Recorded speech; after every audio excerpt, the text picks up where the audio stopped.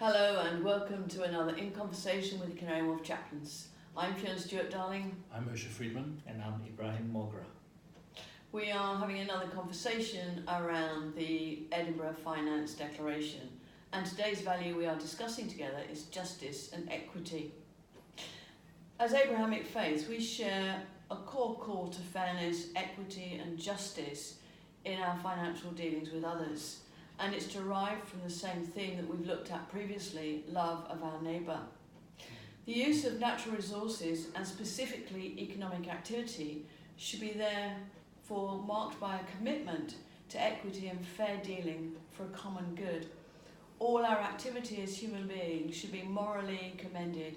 It should have a purpose and it should embody equity and justice. Yes, and when I think about justice, many times I've just kind of focused on being just to other human beings. I think it transcends all walks of life. So it comes to trade and commerce and business to be just. So the Quran calls on traders, for example, to ensure that the scales and the measuring instruments that they have are calibrated properly so that you don't give less goods than the customer is paying for, and that you're supplying the correct quantity of what you have charged the customer for. So it's very important that that kind of justice is also on the top of our minds. That's right. It reflects what the Hebrew scriptures say about the idea of ensuring that your weights and measures are fair. So when you're weighing on those scales, that the consumer is not going to receive less than they've paid for or be overcharged. And I suppose that's where the scales of justice come in as well. It sort of translates into the same idea, but it also reflects other issues as well in business ethics, such as fair pricing, the fact that you want competition because that's good for the consumer. You don't want there to be a monopoly so someone can set really high prices, but also we want to ensure that different traders can actually make a living as well.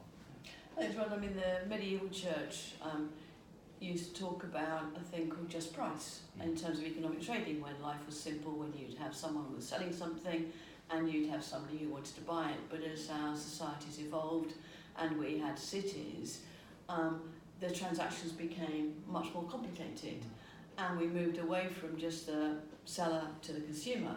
We then had to take into consideration transport costs, production costs and all those kind of things. So we've moved away to a thing called a market price, which engages all that stuff.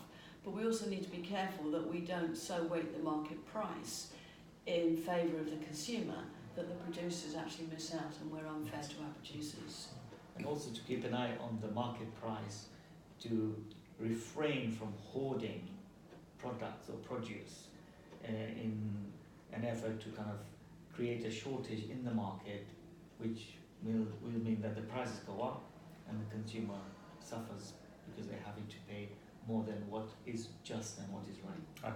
Absolutely. Unfortunately, there are many opportunities for people to abuse the system, and bribery, in fact, is another as well. And it's very easy to give a bribe to someone to try and get that contract unfairly, and that's an example of unfair competition. So I think we have to be very careful of those things as well.